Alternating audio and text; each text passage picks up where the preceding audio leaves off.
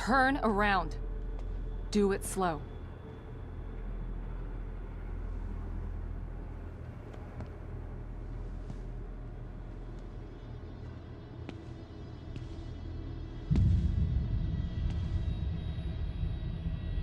You're Yukiko Hoffman. How do you know my name?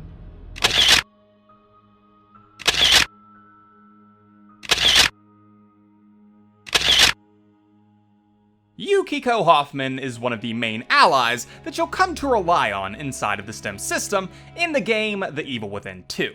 Hoffman is a trained psychologist and medic, sent into the STEM system by Mobius as part of Team Alpha, a team that was created to search for STEM's missing core, a girl named Lily Castellanos. The team was comprised of 5 members, those members being Liam O'Neill, William Baker, Miles Harrison, Julian Sykes, and finally Yukiko herself.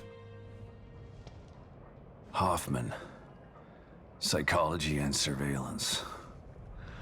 This one could be cagey. The story of Yukiko Hoffman as we know it begins with her trade. Prior to the events in Union, Hoffman worked as a field medic and company psychologist for the shadowy organization Mobius. While in this position, Hoffman would interview new applicants for the organization, no doubt using her background in psychology to ensure that the company was getting the best of the best. Some of these applicants included people like Myra Hansen and Esmeralda Torres, who would become prominent members of the organization in their own right. This prowess in her work would eventually lead to Mobius tasking Yukiko with a much more challenging task. After the events at the Beacon Mental Hospital and the failings of the STEM system, Hoffman was put in charge of learning everything that she could about the incident, her research eventually leading her to the shared conclusion that Ruvik's psychopathic traits were what allowed him to be such an effective core. Taking what she learned from this research, Hoffman was tasked with devising tests for potential applicants for the next STEM system. Hoffman created these psychological evaluation tests in order to weed out anyone who could be potentially harmful to the future STEM system. The main goal being to keep people like Ruvik from gaining power once inside. Unfortunately, however, these tests didn't account for everything, and a psychopath still managed to find his way into Union. If Mobius knew to keep psychopaths out of STEM, then how did one end up in here? I don't know. Every individual in STEM was subjected to a battery of psychological exams prior to placement. And we've been observing them from here, in secret, to keep an eye out for mental instability. Yeah, well that didn't work. Unfortunately, psychopathy and sociopathy are incredibly difficult to diagnose correctly. Psychopaths tend to be cunning and highly intelligent. Aware of their own diagnosis, they're able to disguise themselves among us. The fact that this one was able to fool us, he's obviously adroit and self-aware. Disturbingly so. Great. So the tests only filtered out the weakest of psychos. I feel terribly responsible for all of this. I helped devise those tests. In addition to her role of psychologically evaluating potential applicants for STEM, Hoffman was also heavily involved in the decision to use Lily Castellanos as the system's core. It was deduced by her and her colleagues that any potential core needed to have one thing: an unfettered ego. This was needed so that the core could retain their own personality while still supporting the interlocked minds of so many others. This meant that there were 2 potential candidates for the position: egomaniacs or children.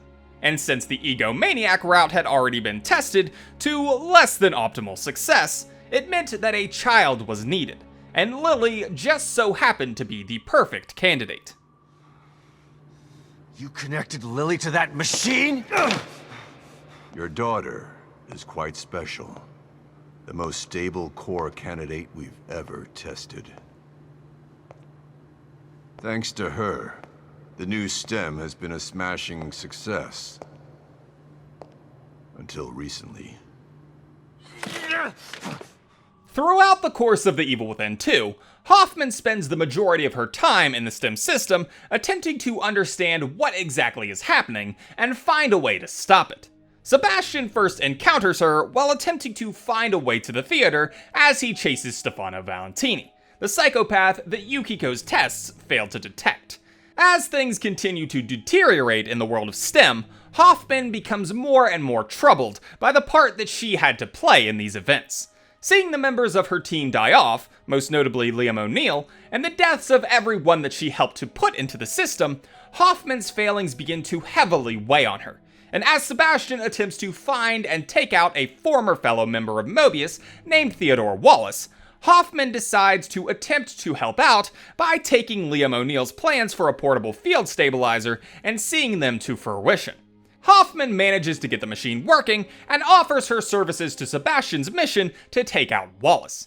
The guilt of her past failings and the part that she's had to play in getting Sebastian's daughter, Lily, mixed up in this mess eventually leads Hoffman to her final fate of the game.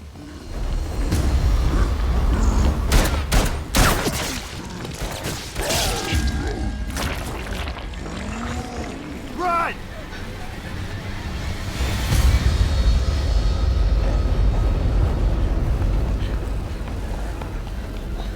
Almost there!